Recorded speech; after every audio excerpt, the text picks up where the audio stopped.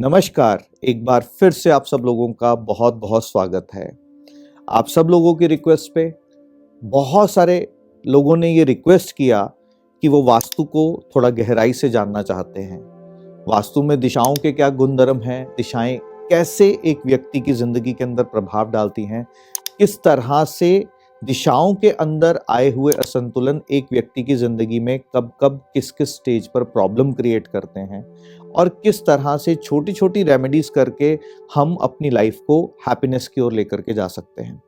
तो आज इस सीरीज का हम प्रारंभ कर रहे हैं, जिस सीरीज में 16 वीडियोस आपके सामने आएंगी जो 16 दिशाओं से जुड़ी हुई होंगी। पंचतत्वास की वीडियोस आएंगी, बेडरूम के इफेक्ट्स की वीडियोस आएंगी, टॉयलेट के इफेक्ट्स की वीडियोस आएंगी, मंदिर के इफेक्ट्स की वीडियोस आएंगी और वास्तु के बहुत सारे पहलुओं को हम स्पर्श करेंगे। इस वीडियो की सीरीज को आप लोग अगर अच्छे से समझ पाएं तो आप देख पाएंगे कि आपकी जिंदगी के अंदर किस जगह पर आकर के रुकावट आती है और किस तरह से छोटी छोटी चेंजेस करके आप अपनी लाइफ के अंदर हैप्पीनेस को क्रिएट कर सकते हैं। तो सबसे पहले हम ये जानते हैं कि वास्तु वास्तविकता में है क्या, क्योंकि जब तक हम वास्तु का अर्थ नहीं जानेंगे तब तक अपनी जिंदगी के अंदर वास्तु के सही मायने में लाभ जो है वो लेना असंभव है।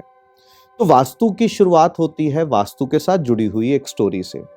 ये एक माइथोलॉजिकल स्टोरी है, जिस स्टोरी के अंदर ये बताया गया कि देवताओं और असुरों के बीच में घटित होता हुआ एक युद्ध, वो युद्ध जिसके अंदर देवताओं की ओर से भगवान श्री शिव और असुरों की ओर से अंधकसुर, ये दोनों जब मल्ल युद्ध करते हैं तो उनकी पसीने की कुछ बूंदें पृथ्वी पर गिरती हैं, जिससे एक महाभूत उत्पन्न होता है और युद्ध उसी वक्त थम जाता है, रुक जाता है। क्यों रुक जाता है? क्योंकि देवताओं को ऐसा लगता है कि एक नया असुर आ गया और असुरों को ऐसा लगता है ये कोई एक नया बड़ा देवता आ गया। अब क्योंकि ब्रह्मा जी उत्पत्ति का कारक है, इसलिए उस महाभूत को लेकर के ब्रह्मा जी के पास ले जाया जाता है, जहां पर ब्रह्मा जी कहते हैं कि ये मेरा मनसपुत्र है और उसे यह आज्ञा देते हैं कि पृथ्वी पर औंधे मुंह लेट जाओ और भवन बनाते समय जो भी व्यक्ति जिंदगी के अंदर ध्यान देगा कि भवन को बनाना कैसे है, उसको जिंदगी के अंदर हर तरह की सुख सुविधा मिलेगी और जो इसका ध्यान नहीं देगा उसको जिंदगी के अंदर कठिनाइयों का सामना करना पड़ सकता है।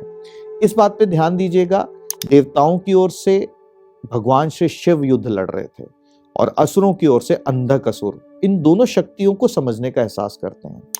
शिव जी की शक्ति कौन सी है? त्रिकालदर्शी, जिनको तीसरे नेत्र से हम जानते हैं, जो सारी उन चीजों को देख पाते हैं जो एक आम साधारण व्यक्ति के बस की बात नहीं है। और असुरों की ओर से कौन लड़ रहे थे? अंधकसुर। अंधक मतलब जिसको दिखता नहीं है।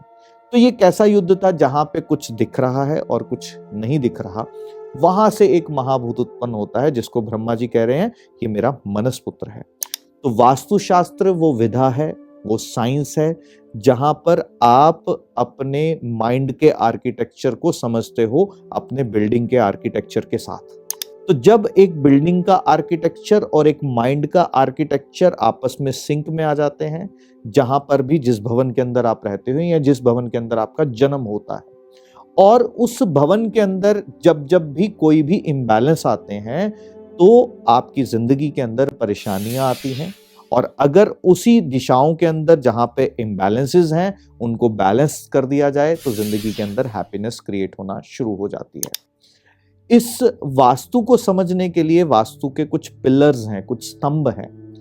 वो स्तंभ क्या है? सबसे पहले वास्तु को समझने के लिए दिशाओं का ज्ञान होना ये बड़ा इंपॉर्टेंट है। दिशाओं का ज्ञान क्यों? क्योंकि दिशा क्या है कि हम अपनी लाइफ में किस ओर बढ़ रहे हैं। हमने बचपन में सीखा ईस्ट वेस्ट नॉर्थ साउथ, हमें सिखाया गया कि अगर रोड भी क्रॉस करनी है राइट लेफ्ट देख करके क्रॉस करनी है। तो हम क्या करते हैं? हर दिशा की ओर पहले देखते हैं, उसके बाद अपने कदम आगे बढ़ाते हैं। ये वास्तविकता में दिशाओं का ज्ञान है। तो वास्तुशास्त्र में जो पहला पिलर है जिसको हम क्या कहते हैं? दिशाएं। फिर दूसरा पिलर क्या है? दिशाओं में आया हुआ सामान।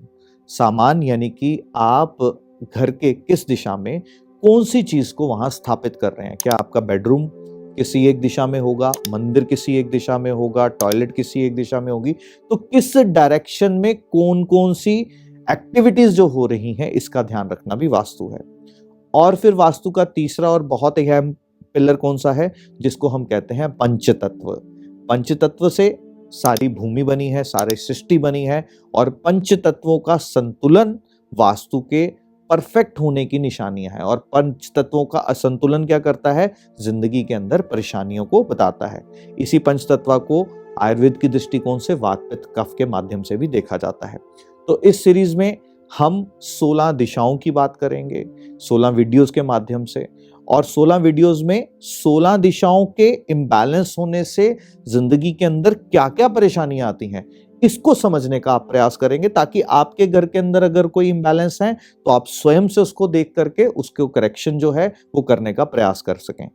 तो अब हम शुरुआत करते हैं अपने दिशाओं के टॉपिक के ऊपर आगे बढ़ते हुए। पहली दिशा कौन सी है और दिशाएं क्या बताती हैं, इसके बारे में हम जानने का प्रयास करते हैं।